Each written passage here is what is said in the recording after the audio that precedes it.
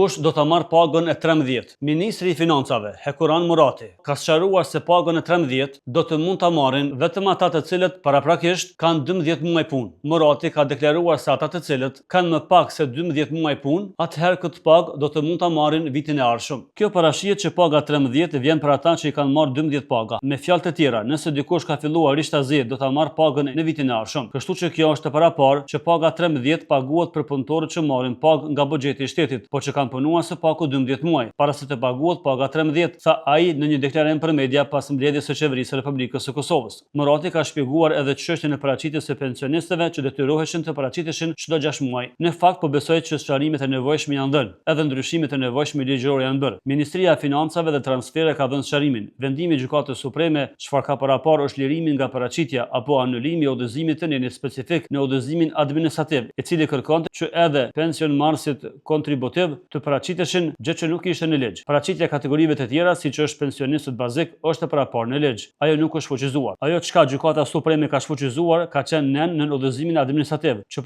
paraqitjen çdo 6 muaj të pensionistëve kontributiv, shpjegoi ai.